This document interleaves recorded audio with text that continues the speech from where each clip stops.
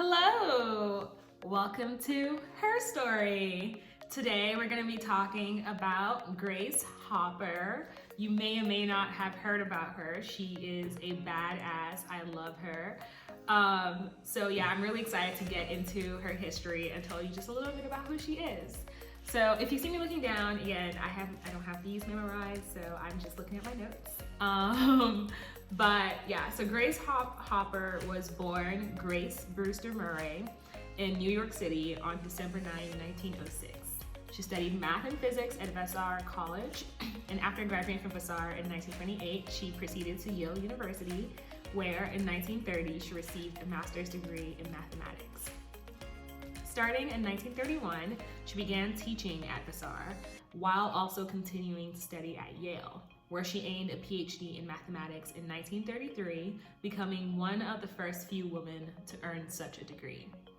Hopper, who became an associate professor at Vassar, continued to teach until World War II compelled her to join the U.S. Naval Reserve in December 1943. She opted for the Navy, as it was like her grandfather's branch of service. She was commissioned as a lieutenant in June 1944. Given her mathematical background, she was assigned to the Bureau of Ordnance Computation Project at Harvard University, where she learned to program a Mark I computer.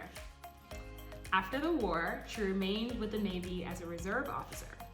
As a research fellow at Harvard, she worked with the Mark II and Mark III computers. She was at Harvard when a moth was found to have shorted out the Mark II, and is sometimes given credit for the invention of the term computer bug.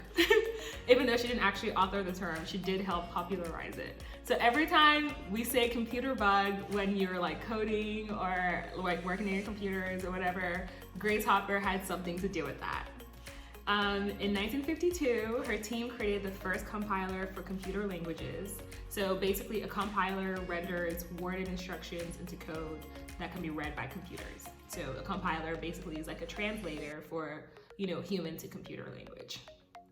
And so this compiler was the precursor for the Common Business-Oriented Language, or Cobol. So if you're familiar with Cobol, which is basically one of the first computer programming languages, so she basically created the precursor to Cobol. So she created the thing before, what Cobol was before Cobol existed. And even though she didn't invent Cobol, she encouraged its adaptation. She retired from the Naval Reserve in 1966, but her pioneering computer work meant that she was recalled to active duty at the age of 60 to tackle standardizing communication between different computer languages. That is so cool. And then she remained with the Navy after she got hired at age 60 for 19 years. And when she retired in 1986 at age 79, she was a Rear Admiral as well as the oldest serving officer in the service. That's right, the oldest serving officer in the service was a woman named Grace Hopper. So, props. Saying that she was bored stiff, or she would be bored stiff if she stopped working entirely, she took another job post-retirement and stayed in the computer industry for several more years. Can you imagine? At 79, you're like, I don't want to retire. I'm just gonna continue working in the software industry as an 80-year-old woman. So wild. She was awarded the National Medal of Technology in 1991, becoming the first female individual recipient of the honor. And at 85, she died in Arlington, Virginia on January 1st, 1992, and she was laid to rest in the Arlington National Cemetery. In addition to her programming accomplishments, Hopper's legacy includes encouraging young people to learn how to program.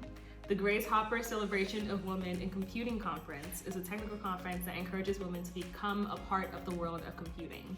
So any woman out there that's interested in computing, check out the Grace Hopper Celebration of Women in Computing Conference. It's kind of a mouthful, but you can get there. While the Association for Computing Machinery offers a Grace Murray Hopper Award. Additionally, on her birthday in 2013, Hopper was remembered with a Google Doodle.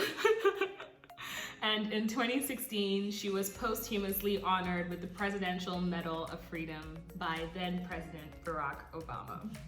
So she is just an incredible inspiration to all of us. She's so cool. Just an example of a woman who just doesn't give up. She just kept going, and she worked on everything pretty much, you know, from the precursor to Cobol all the way through like when she died at 85. She was still working pretty much. And so it was just like, that's just such a beautiful legacy. And so today we just want to remember Grace Hopper for all the incredible things that she's done for us. And yeah, so that's today's Her Story. As always, feel free to send me any recommendations for whomever you want to hear about their story, and whomever has inspired you or motivated you or makes you excited as Grace Hopper makes me.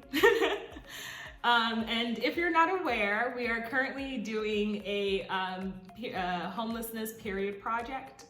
We're currently working with the Homelessness Period Project and doing a period project, I guess, drive or fundraiser, really. And so the links for the fundraiser are in our Instagram bio or on our Facebook page.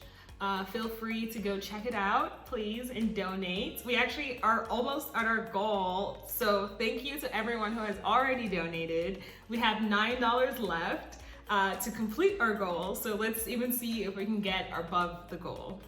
Yeah, so if you want to hear more about period poverty, check out the Homelessness Period Project on Instagram, or we're going to be posting some more period poverty facts throughout the month, so stay tuned for that as well. I hope you have a wonderful day, and thank you for listening to Her Story, and see you next time.